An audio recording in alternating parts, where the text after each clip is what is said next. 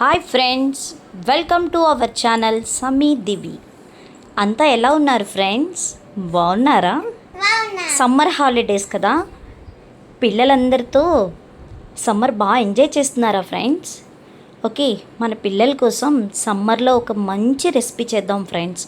Snack ఐటెంలో పిల్లలు తినడానికి ఉపయోగపడుతుంది కదా. ఒక్కసారి చూద్దామా అది ఎలా చేద్దామో.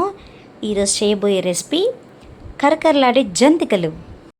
ఫ్రెండ్స్, జంతికలు చేయడానికి ఫస్ట్గా 1 కిలో బియ్యాన్ని తీసుకోవాలి. దానికి 250 గ్రామ్స్ శనగపప్పును తీసుకొని బాగా ఒకసారి నీట్గా చేసుకొని దాన్ని మిల్ పట్టించుకోవాలి. ఒకసారి మీరు వీడియోలో చూస్తున్నట్టుగా నీట్గా రెడీ చేసుకోవాలి. ఇలా మిల్ పట్టించిన బియ్యం పిండి అండ్ శనగపిండిని ఏ విధంగా జంతికలు రెడీ చేసుకోవడానికి కలుపుకోవాలో ఒకసారి చూద్దాం ఫ్రెండ్స్.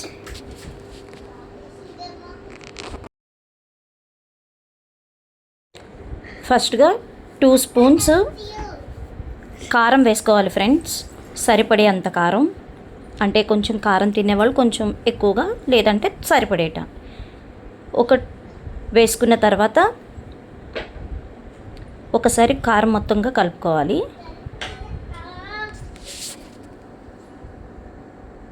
ఈ కలిపిన ఇప్పుడు ఒక 2 స్పూన్స్ వాముని చేత్తో నలుపుకుంటూ దానికి యాడ్ చేయాలి ఫ్రెండ్స్. వామ్ని గట్టిగా నలపడం వల్ల దాని టేస్ట్ బాగా తెలుస్తుంది ఫ్రెండ్స్.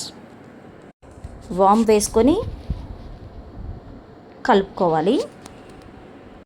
మనకి జంతికలు బాగా రావాలి అంటే మనం కలిపే విధానంలోనే పిండి బాగా సెట్ అవుతుంది ఫ్రెండ్స్. 1 స్పూన్ సరిపడే అంత ఉప్పును తీసుకోవాలి. ఇప్పుడు కొద్దిగా నెయ్యి తీసుకొని దానికి యాడ్ చేయాలి. అండ్ కొంచెం వేడి నీళ్ళతో, అంటే వామ్ వాటర్ తీసుకొని దానికి కలుపుకోవాలి. చూడండి, ఇక్కడ నేను 3 స్పూన్స్ నెయ్యి వేసుకున్నాను. నెయ్యి వేయటం వల్ల కొంచెం గుల్లగా వస్తాయని చెప్పి నేను యాడ్ చేసుకున్నాం.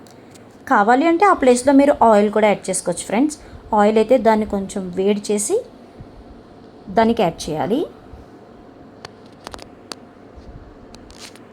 ఇలా వేసుకున్న నెయ్యిని మొత్తంగా పిండి మొత్తానికి పట్టించుకోవాలి.